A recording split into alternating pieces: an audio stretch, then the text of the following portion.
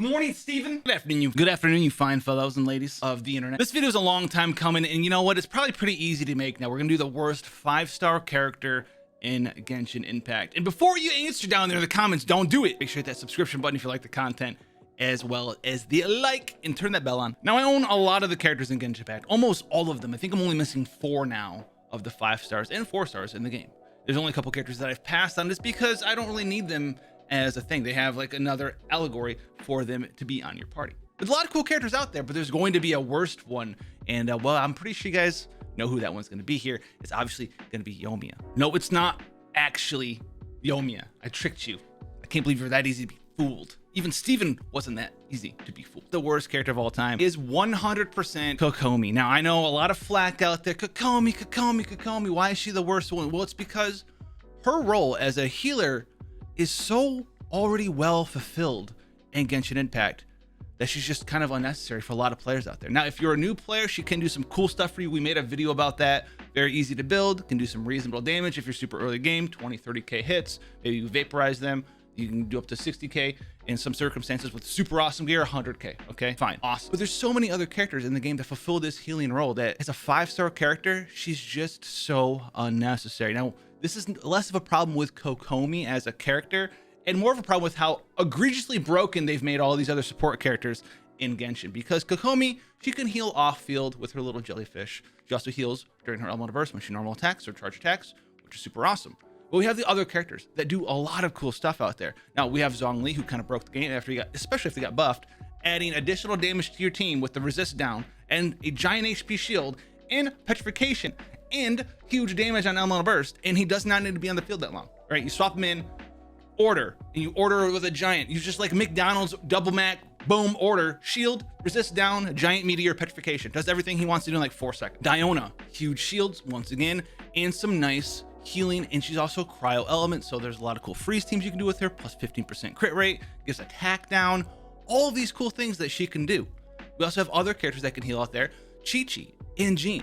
Both healers that can do damage on top of that, who are kind of built, they scale off attack. Whereas Kokomi is scaling off HP and healing off HP, but she can't crit. She's got very nice multipliers and very nice HP to damage multipliers. Jean and Chi-Chi can catch right back up healing and damage wise with the proper builds because they can crit. Are they harder to build? 100%. But you have Jean and Chi-Chi who can heal on and off the field, either cryo or wear the 4-piece Viridescent Veneris set, and do damage at the same time. Are they doing as much damage as a main DPS? No, which is Chi-Chi's and Jean's biggest weakness, and also is Kokomi's biggest weakness, which is why only the best of the best players play with Jean and Chi-Chi, because they have the best of the best gear and do the best of the best things. Also, Jean can yeet people up in the air like this and take that massive fall damage like that, which is insane. Obviously, we have other characters like Bennett, who has got insane healing potential, and if you go all the way in there, you build Noelle, she can do significant amount of damage and healing at the same time. You Noelle mains out there have seen what we can do with her on the channel. Just an unstoppable wall doing damage, 30, 40, 50K hits, 75,000 damage on a shield drop. If you learn how to do Dragon Strike, hit for 100K, super awesome. And you're healing the whole time and you're indestructible made god. Now, she takes a lot of work. She's super greedy. So she's like the opposite of Kokomi, who's super easy to build. You have other characters like Jean, Chi-Chi, and C6 Noelle that are incredibly difficult to build correctly to the 100% of their capability, but it will outperform this character long term. Then you have characters like Bennett who just give a giant attack buff and they heal outside of being on the active battlefield, and they heal crazy amounts. Now, we don't have really a healer in Xingqiu. He can sort of like tertiary heal, secondary heal, right? I like to pair him with the lovely Diona, right? Because her heal is a little bit weak on the field. You have his damage reduction plus heal. So you have shields plus damage reduction plus heal on a hit with his swords, and also attack down with Diona and the little field heal. So them together, they're a monster of a combination. And this weakness, being able to be replaced by a 4-star character, is the reason why she's the worst 5-star in the game. And there's some things about Kokomi's own kit that are just like a little bit missed the mark for me anyway. So she's supposed to be a very basic character to build, and she is for the most part. Now, there's some things that if you're a newer player, which is like the only person I could ever see really wanting to get this character, worst 5-star in the game. No base crit rate, right? Can't crit, all this cool stuff. Negative 100 crit, I should say, not can't crit, but negative 100 crit. Cool, we like that. So you have good old and negative 100, so you're not really building it for crit rate. It's a big meme if you want to do that. You're like, okay, very easy. HP, maybe some energy recharge, maybe some elemental mastery. super easy to build there, right? Our artifact setup, fairly easy as well. Hydro damage on the goblet there. You're gonna want, you know, an HP percent sands, and then if you're in the know, some healing effectiveness up circlet. Why is this? Well, here's where she gets a little bit wild, where I don't understand this. I know they're going for a new kind of character. They're going all around the world to uniquely design this character that'll just do things worse than a DPS. And this is what kind of like grinds my gears a little bit. I understand you're exploring design space. That's awesome. I'm glad that you're doing it here. But what happens here is that you're going the opposite direction to explore this new design space, and you just end up doing damage worse than like a DPS Barber. Why? Because Barber can do crit damage, builder for attack, all of this stuff. Get in there, do a bunch of damage here. Kokomi's the other way around, and you have to do and abuse some of her little bit of ascension stuff here, right? So you have access to good old Song of Pearls here. So when you're in your elemental burst, you're going to be doing bonus damage, not even based on your own max HP, but from your healing percent bonus as well. And so to really understand how this is working, you have to understand the math behind it, and the healing bonus circlet is going to be the way to go. And this is because you're going to be feeding this little bonus into your HP percent.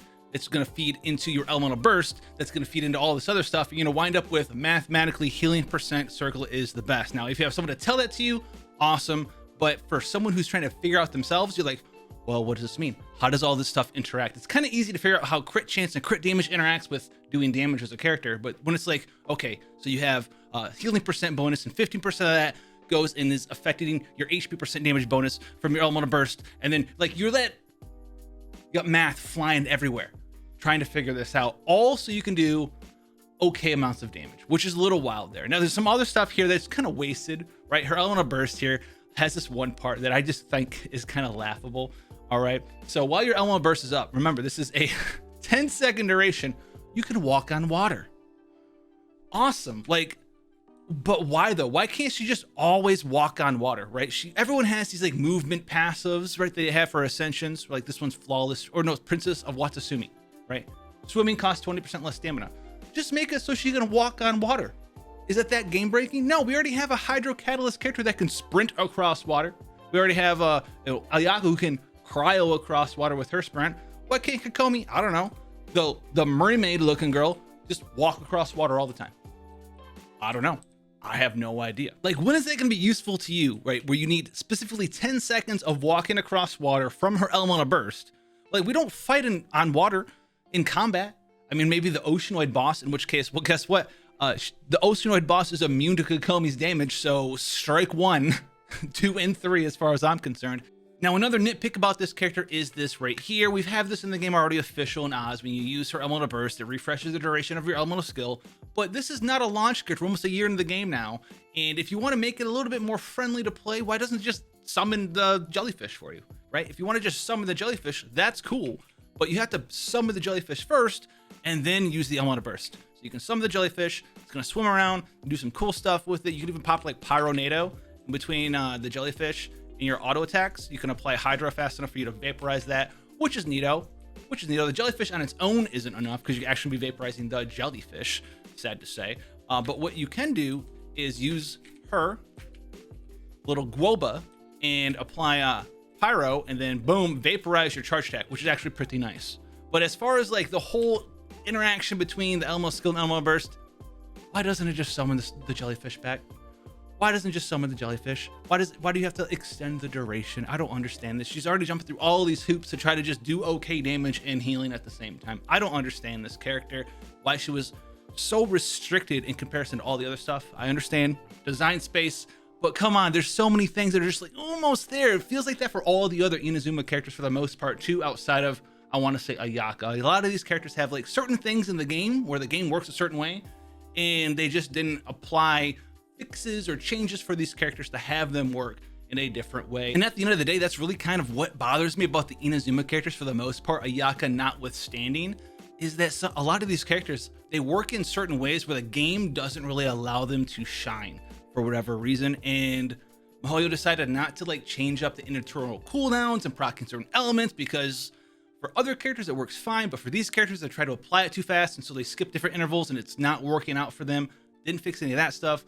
Auto targeting for some of these characters in Inazuma messed up. There's just some things that just don't really work out, and that could be its own video, and I might even make that video. If you want to see that video, let me know down in the comments below. because Inazuma, I don't know, man. I feel like they were just kind of 80%, 85, 90% of the way there, and then they just like didn't finish testing them enough in these unique ways, and they suffer tremendously for it. Steven?